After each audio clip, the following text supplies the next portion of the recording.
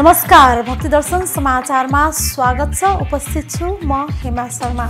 आज मिति 2079 साल माघ महिनाको 25 गते बुधबार, नरनाम संवत्सर सूर्य उत्तरायण शिशि ऋतु फागुन कृष्ण पक्षको तृतीया तिथि 28 बजेर 39 मिनेटसम्म, उपरान्त चतुर्थी तिथि। चन्द्रमा सिंह राशिमा इस्वी सम्वत 2023 फेब्रुअरी महिनाको 8 तारिक शक सम्वत 1944 र नेपाल सम्वत 1143। आज सूर्य बिहान 6 बजेर 49 मिनटमा र सूर्यास्त साँझ 17 बजेर 48 मिनटमा। सर्वप्रथम अहिलेसम्मका प्रमुख समाचार। विश्व सम्पदामा सूचीकृत चाङ्गो नारायण मन्दिरमा 60 वर्षपछि रङ रोगन गरिँदै पूर्ण रूपमा रङ लगाउँदा 36 देखि 40 लाख रुपैयाँ खर्च हुने अनुमान। सांसद विकास कोषबाट केही रकम छुट्याइएको भए पनि त्यो अपुग भएका कारण बाँकी खर्च चन्दा उठाएर गरिएको समितिको भनाई। नेपालको मौलिक प्यागोडा शैलीमा निर्मित यस मन्दिर मध्यकालमा राजा शिवसिंहकी रानी गङ्गा रानी र 18औं शताब्दीको सुरुमा कान्तिपुरका भास्कर मल्लको शासनकालमा जीर्णोद्धार भएको इतिहास। विश्व सम्पदामा सूचीकृत चाङ्गो नारायण मन्दिर एक महत्त्वपूर्ण सम्पदा भएर पनि नगरपालिकाको व्यवस्थाका कारण ओझेलमा। नगरपालिकाले ठेक्का मार्फत करोडौं पर्यटक शुल्क लिँदै आए पनि मन्दिरका लागि नखर्चिने गरेको समितिको आरोप। नेवार र तामाङ समुदायले एकसाथ मनाउने मामला जात्रा सम्पन्न। नेवार र तामाङ समुदायले मामला जात्रालाई सांस्कृतिक सद्भावको रूपमा मनाउने परम्परा। जात्रा कहिलेदेखि सुरु भयो त्यसको आधिकारिक जानकारी नभए पनि बाजा गाजा र सांस्कृतिक प्रस्तुति साथ मल्लकालदेखि जात्रालाई बौद्धवासीले निरन्तरता दिँदै आएको सरोकारवालाको भनाई। झापाको ऐतिहासिक तथा पुरातात्विक महत्त्व बोकेको भद्रपुर नगरपालिकामा रहेको किचकवध क्षेत्रको प्रबन्धनका लागि लाग्दै आएको मेलामा यस वर्ष भक्तजनको भिड। महाभारतकालीन कथामा आधारित किचकवधमा थुप्रै पुरातात्विक वस्तुहरू समेत अवस्थित। राणा थारू समुदायको होरी पर्व सुरु। माघ पूर्णिमाका दिन राति होलिकाको पूजा अर्चनापछि होरी पर्व सुरु हुने परम्परा। राणा थारू समुदायका मानिसले 1 महिना 8 दिनसम्म होरी पर्व मनाउने चलन। यस अवधिमा आफ्ना आफन्त नातेदार मितलाई घरमा बोलाएर भोजभतेर गर्ने चलन। चितवनको पटिहानीमा 5 देशका गैंडा विज्ञहरूको 3 दिनसम्म चलेको सम्मेलन गैंडाको संरक्षण र सुरक्षाका विभिन्न विषयमा साझा धारणा सार्वजनिक गर्दै सम्पन्न। समूहगत रूपमा चलेको बैठकमा विज्ञहरूले आफ्ना देशमा हुने समस्या र चुनौतीका विषयमा छलफल।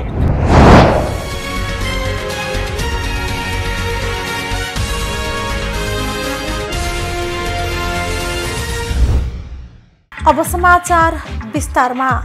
विश्व सम्पदामा सूचीकृत चाङ्गो नारायण मन्दिरमा 60 वर्षपछि रङ रोगन गरिएको छ। पुरातत्व विभागको अनुमतिमा चाङ्गो नारायण विकास समितिले 2079 सालको वैशाखदेखि रङ रोगन सुरु गरेको हो। समितिका सचिव तथा अधिवक्ता श्री भक्त भडेलका अनुसार 2018 सालमा राजा महेन्द्रले चाङ्गो नारायण मन्दिरको रङ रोगन गर्नु भएको थियो। त्यो बेला 2018 सालमा लगाइएको रङ अझै केही भए पनि जीर्ण बन्दै गएकाले पूर्ण रूपमा गर्नु परेको सचिव भडेल बताउनुहुन्छ। 2018 सालमा जस्तो रङ लगाइएको हो त्यही रङ लगाइएको उहाँले बताउनु भएको छ। मन्दिरमा इनामेल प्रयोग नगरी प्राकृतिक रङ लगाइएको बताइएको छ। पूर्ण रूपमा रङ लगाउँदा 36 देखि 40 लाख रुपैयाँ खर्च हुने अनुमान छ। एक रिपोर्ट। विश्व सम्पदामा सूचीकृत चाङ्गो नारायण मन्दिरमा 60 वर्षपछि रङ रोगन गरिएको छ। पुरातत्व विभागको अनुमतिमा चाङ्गो नारायण विकास समितिले 2079 सालको वैशाखदेखि रङ रोगन सुरु गरेको हो। सांसद विकास कोषबाट केही रकम छुट्याइएको भए पनि त्यो अपुग भएका कारण बाँकी खर्च चन्दा उठाएर गरिएको समितिले जनाएको छ। पुरातत्व विभाग र नगरपालिकाको प्रतिनिधिको रोहबरमा रङ रोगनको कार्यक्रम भइरहेको छ। नयाँ रङ रोगन गरेपछि ऐतिहासिक सांस्कृतिक र धार्मिक महत्त्व रहेको काष्ठकलाको सुरक्षा हुने विश्वास गरिएको छ। जीर्ण देखिएको काष्ठकला रङ रोगन गरेसँगै मन्दिर आकर्षक देखिँदैछ। मन्दिरमै परिवारका गुणहरू रहेकाले तिनले बिस्ट्याउँदा फोहोर हुने र काष्ठकला नष्ट हुने भएकाले समितिले परिवारको गुण अन्त्य सार्ने योजना बनाएको बताइएको छ। मन्दिरको चारैतिर विभिन्न देवी देवताका कलात्मक काष्ठ मूर्तिहरू रहेका छन्। मन्दिरमा काठ, इट्टा, प्रस्तर र धातुको प्रयोग गरी बनाइएको छ।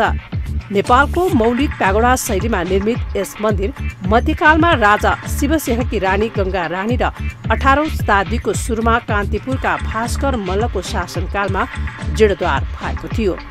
2072 साल वैशाख 12 र 29 गते आएको भूकम्पले मन्दिरमा नराम्रो क्षति पुगेको थियो।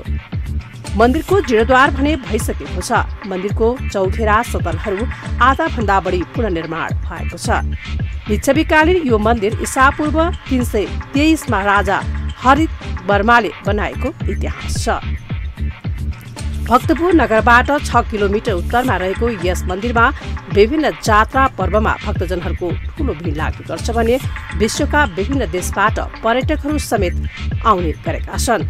चाँगुनारायण मन्दिरमा आउने विदेशी पर्यटकहरूसँग नगरपालिकाले वार्षिक 3.5 करोड रुपियाँ भन्दा बढी पर्यटक शुल्क असुल्ने गरे पनि मन्दिरको प्रचार प्रसार र विकासका लागि भने नखर्चिने गरेको समितिको आरोप छ। यसको लागत चाहिँ हामी सुरुमा 36 लाखको चाहिँ लागत भनेको थियौँ। पछि लागत अलिक बढ्यो, किन भन्दा माथि काम गर्दै जाँदाखेरि त्यो 300 वर्ष पुरानो त्यो टुनालहरू केही पाल परेका, कोही हातहरू भाँचिएका, कोही फुटेका, चर्किएका देखेपछि त्यो टाल्नु पर्यो, हातहरू फेरि राख्नु पर्यो। त्यसले गर्दा झन् 40 लाख जति त्यो बनाउने एउटा अनुमान भयो। फेरि अब राखिसकेपछि माथिको त्यो छलर पनि बाँकी हुने भयो, पताहरू पनि बाँकी हुने भयो। त्यसमा पनि के राख्छ कि झन् 45 लाख जति पुग्ने अनुमान हामी गरिरहेका छौँ। यो पैसा चाहिँ भागवत प्रदेश सरकारबाट चाहिँ हामीले 10 लाख रुपियाँ हुन्छ छुट्याएको चाहिँ 25 लाख छुट्याएको हो। तर यहाँ चाहिँ काम गर्न खोइ अब के कारणले हो, त्यसलाई चाहिँ रगड स्मिथ बनाउनलाई चाहिँ धेरै समय लगाइदिँदाखेरि असारको मसान्तमा काम सिराउनु पर्ने, असार 20 गते मात्र सम्झौता भयो।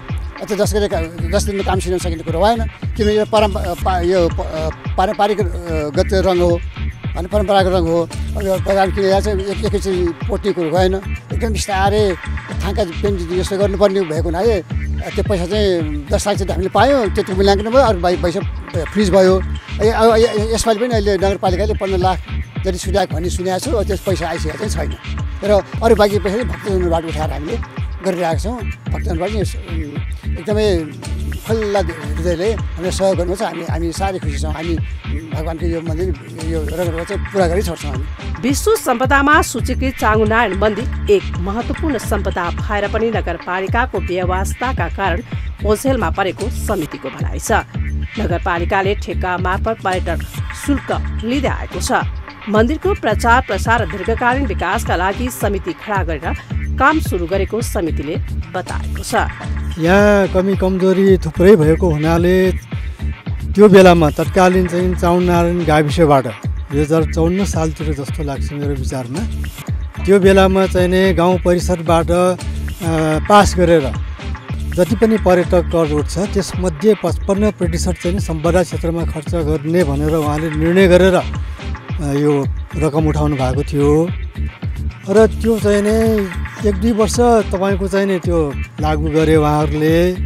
त्यस पछाडिदेखि चाहिँ नि यहाँ गुठी गानाहरूलाई केही रकम दिने गर्नुभएको चाहिँ नि पाइन्छ। त्यसबाहेक चाहिँ नि यहाँ भौतिक चाहिँ मतलब विकासको लागि उहाँहरूको केही योगदान चाहिँ नि देखिरहेको छैन। जहाँसम्म तपाईँको यहाँ टोयलेट एउटा चाहिँ छ जहिले पनि जाम हुने, तपाईँको पर्यटकहरू आउने, भक्तजन आउने। अब हामी त यहीँ बसिरहेका छौँ रङरोगनको लागि। हामीले चाहिँ नगद पनि हामीले सहयोग, चन्दा सहयोग हामीले उठाइरहेका छौँ। गाली हामीले खानुपर्ने होइन। त्यो जाम चाहिँ हटाउनुको लागि तपाईँको नगरपालिकाबाट इस्टिमेट गरियो 55,000 इस्टिमेट गर्ने बित्तिकै उहाँहरूले पैसा तिर्नु भएन। हामीले नै तपाईँको नगर यो विकास समितिबाट नै हामीले त्यो सफा गऱ्यौँ, त्यो पाइपहरू सबै फेऱ्यौँ। अहिले चाहिँ नि जामसाम सबै हटेको छ। अब पर्यटक मेट्री एउटा टोयलेट पनि छैन। पर्यटकको नाममा पैसा उठाउँछ, यहाँ बस्ने तपाईँहरूले देखिरहनु भएको छ, बस्ने एउटा बेन्च पनि छैन, एउटा मेस छैन, खाने एउटा बोतल पानी छैन। यहाँ चाहिँ तपाईँको पार्किङ चाहिँ उता पूर्व साइडमा मात्रै छ, भक्तपुरबाट आउँछ, घन्टौँ गाडी रोकेर बस्छ, भक्तजनहरूलाई साह्रै कठिनाइ छ। यहाँ काठमाडौँबाट डाइरेक्ट आउने गाडीको चाहिँ प्रबन्ध छैन। यहाँ पानीको पनि व्यवस्थापन छैन। चारैतिर फोहोर हजुरले देखिरहनु भएकै छ।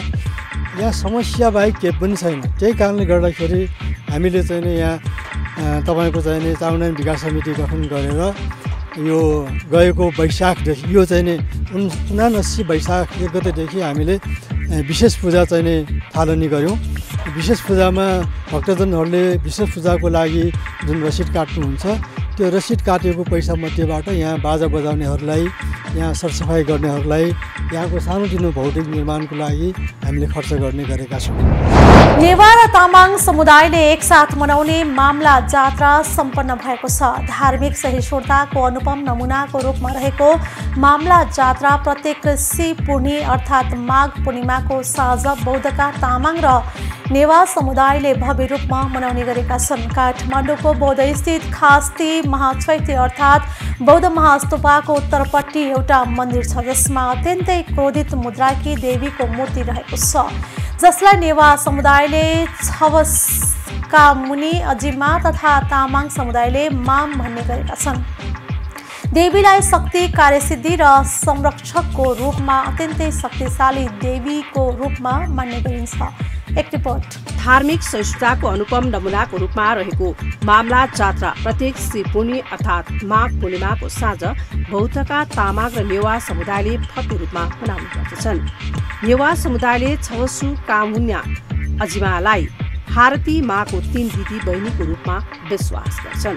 नेपालमा स्वयम्भूको हारतीमा, असनको हारतीमा र खास्ती अर्थात् बौद्ध महाचैत्यको अजिमालाई दिदी बहिनीको रूपमा मानिन्छ। किम्वदन्ती अनुसार अत्यन्त हिंस्रक र रक्तपिपासु देवी अजिमा अर्थात् माम गुरु पदम सम्भवको उपदेशबाट संरक्षणकर्ताको रूपमा बौद्ध क्षेत्रमा स्थापना गरिएको हो। नेवार समुदायले बिहान पूजा अर्चनाका साथै छुवासु कामुना अजिमा देवीलाई बोकी स्रोत पढ्दै खास्ती महाचैत्य परिक्रमा गराइन्छ। परिक्रमापछि मन्दिर अगाडि बसेर भजन गाइन्छ। नेवार र तामाङ समुदायले मामला जात्रालाई सांस्कृतिक सद्भावको रूपमा मनाउँछन्। राति जात्रामा ठ्याङ्ग्रो र ग्यालिङ बजाउँदै लामा, तामाङ, नेवार तथा अन्य श्रद्धालुहरू ब्यान्ड बाजा र नेवारी धिमेको तालमा नाच्ने गरिन्छ। जात्राको दिन बिहानैदेखि मन्दिरमा सजावटका साथै पूजा अर्चना गर्नेहरूको भिड लाग्ने गर्दछ। जात्राको समयमा लामा गुरुहरूबाट शान्ति र रक्षाको सूत्रपाठ गर्दै अजिमा अर्थात् मामलाई खटमा राखिन्छ। देवीलाई खटमा राखिसकेपछि बौद्धवासीहरूको घर घरमा पुर्याइन्छ। सबैले विशेष प्रार्थना गर्ने गर्छन्। खटलाई जोरपाटी जाने पिपलबोट टुसाल चोकसम्म परिक्रमा गरेपछि पुनः खास्ती महाचैत्य अर्थात् बौद्ध महाचैत्यको परिक्रमा गराई देवीलाई मन्दिरमा नै प्रतिस्थापन गरी जात्रा समापन गरिन्छ। देवीको पूजा अर्चना गर्नाले मनोकामना पूरा हुने, मान प्रतिष्ठा बढ्ने, सन्तान प्राप्त हुने, धनलाभ तथा यात्रा सफल हुने धार्मिक विश्वास छ। बौद्ध स्तूपको संरक्षकको रूपमा पुजिँदै आएको अजिमा अर्थात् मामको जात्रा बौद्ध निवासीहरूको विशेष जात्रा हो। विगतमा यो जात्रा मध्यरातमा मनाइन्थ्यो। जात्राको दिन नेवार र तामाङ परिवार सहितको भोज खाने प्रचलन छ। जात्रा कहिलेदेखि सुरु भयो त्यसको आधिकारिक जानकारी नभए पनि बाजा गाजा र सांस्कृतिक प्रस्तुति साथ मल्लकालदेखि जात्रालाई बौद्धवासीले निरन्तरता दिँदै आएका छन्।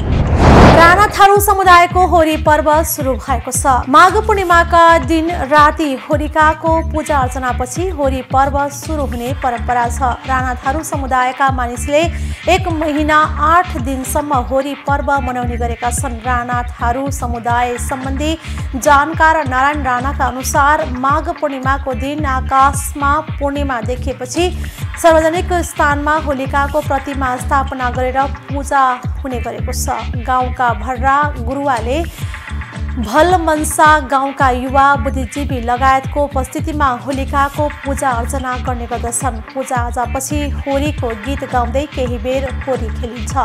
त्यसै बेलाबाट जिन्दा होरी सुरु हुने गर्दछ।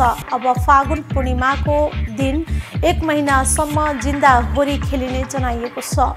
जिन्दा होरी अवधिभरि राणा थारू समुदायका युवा युवती लगायतले राति मात्रै होरी खेल्ने, होरी नाच देखाउने राणाले बताउनु भएको छ।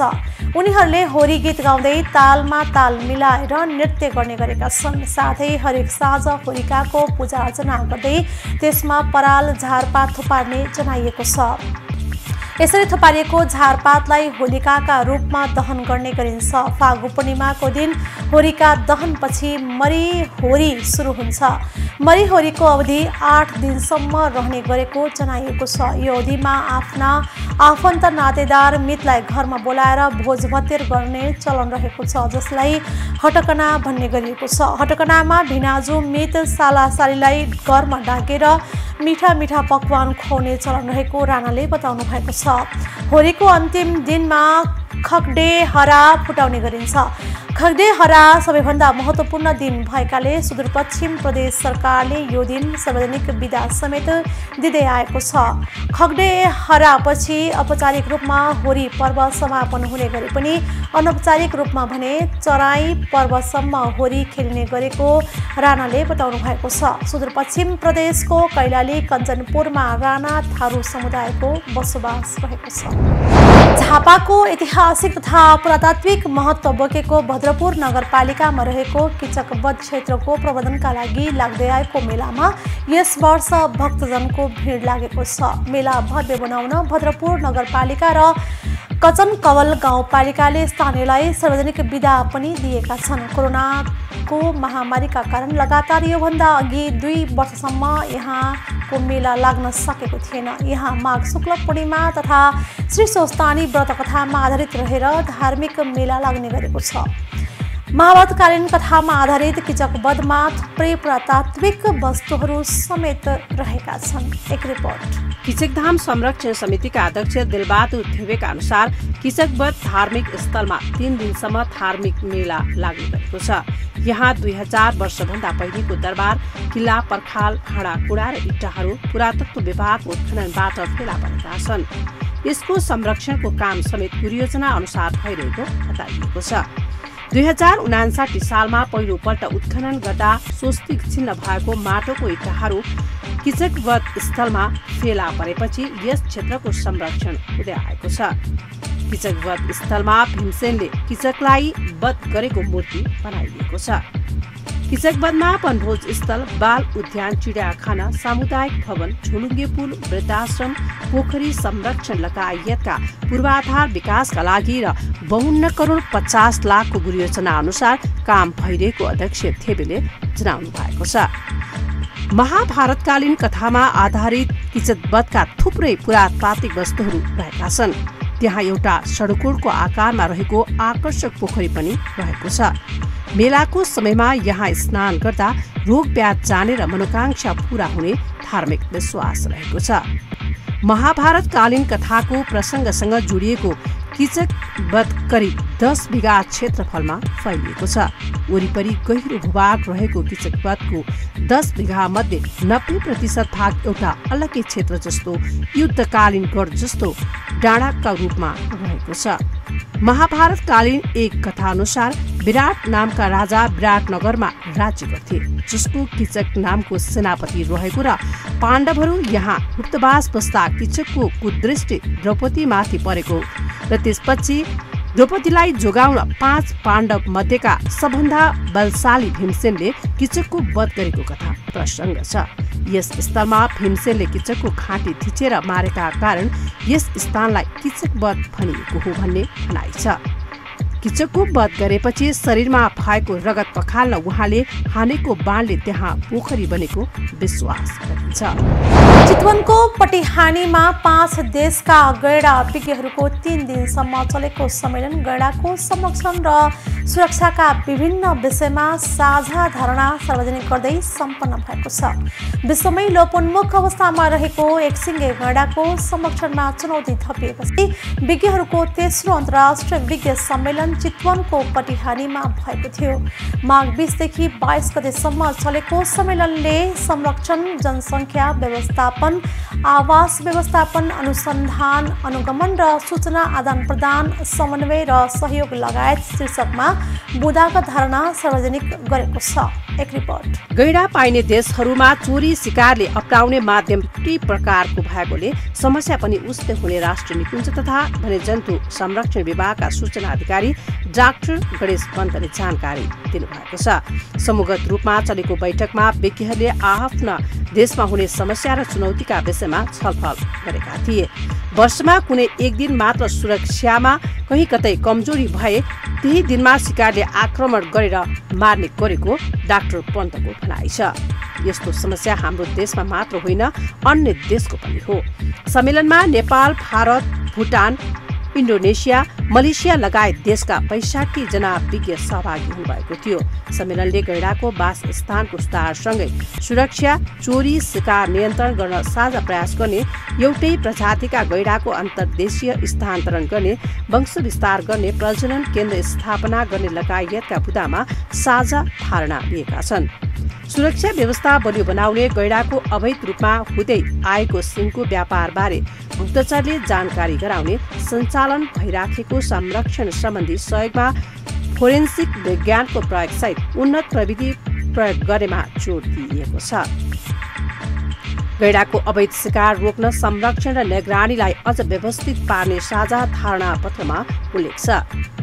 रणनीतिक स्थानहरूमा विशेष जोड दिने, फिल्ड सुविधा मार्फत अग्रस्थानका कर्मचारीको उच्च मनोबल कायम राख्न, प्रोत्साहनका कार्यक्रम सञ्चालन गर्ने, स्थानीयको आर्थिक वृद्धि गर्न, वैकल्पिक जीविकोपार्जन प्रदान गर्ने, संरक्षित क्षेत्र वरपरका सामुदायिक विकास कार्यक्रमहरू गर्ने लगायतका बुदाहरू रहेका छन्। गैंडाका लागि राष्ट्रिय संरक्षण प्रजनन कार्यक्रम स्थापना गर्ने, एकल जनसङ्ख्याका रूपमा रहेका गैंडालाई आदान प्रदानका कार्यक्रम सञ्चालन गर्ने, प्रजनन उद्देश्यका लागि एक अभियान चलाउने, प्रजनन अनुकूल गर्न राष्ट्रिय संरक्षण प्रजनन कार्यक्रम अन्तर्गत अवसर, आनुवांशिक विविधता र जनसङ्ख्या वृद्धि गरेमा जोड दिइएको छ। यस्तै जवान गैंडाका लागि वासस्थान व्यवस्थापन गर्ने, जवान गैंडाको दोस्रो वासस्थान स्थापना गर्ने, एउटै प्रजातिका जनसङ्ख्याबीच गैंडा आदान प्रदानलाई प्रोत्साहन गर्ने, आनुवंशिक स्वास्थ्य सुधार गर्ने विषयमा पनि जोड दिइएको छ। गैंडाको वासस्थानमा अधिकतम सुधार गर्ने, गैंडा वासस्थान व्यवस्थापन दिशा निर्देशहरू विकास र कार्यान्वयन गर्ने, गैंडाका लागि खाना, पानी र ठाउँको निरन्तर उपलब्धता गराउने, वासस्थानमा खतराहरू कम गर्ने, वन्य जन्तु मैत्री उपायहरू अवलम्बन गर्ने लगायतका बुदा साझा धारणामा समेटिएका छन्। गैंडासँग सम्बन्धित विभिन्न पक्षमा दीर्घकालीन अनुसन्धान सञ्चालन प्रवर्धन गर्ने, प्रजननसहित संरक्षण सम्भाव्यता गर्ने, मानव गैंडा द्वन्द्व न्यूनीकरण गर्ने कार्यक्रम सञ्चालनमा गर्नेमा सम्मेलनले जोड दिएको छ। प्रत्येक 4 वर्षमा गैंडा जनसङ्ख्या सर्वेक्षण गर्ने, जलवायु परिवर्तनको सम्भावित प्रभाव अध्ययन गर्ने, गैंडाको स्वास्थ्य समस्या र सम्भावित रोगहरूका बारेमा अध्ययन गर्ने, गैंडाको वासस्थानमा पानी, स्वास्थ्य उपलब्धता गर्ने जस्ता बुदामा विज्ञहरू सहमत भएका छन्। गैंडा पाइने एसियाली देशहरू बीचको सीमापार सहकार्य बलियो बनाउने र भुटान, नेपाल र भारत बीचको सहयोग र संलग्नतालाई सुदृढ बनाउने, निकट वासस्थानहरू साझेदारी गर्दै र कोरिडोरहरू जोड्ने, प्रबन्धकहरू र अग्रस्थानमा काम गर्नेहरू बीच नियमित रूपमा अन्तर्देशीय अध्ययन भ्रमणहरू गराउने, स्थानीय समुदायको संलग्नता बढाउने, गैंडाको भविष्य र सह-अस्तित्व प्रवर्धन गर्ने लगायतका बुदामा विज्ञहरू सहमत भएका छन्।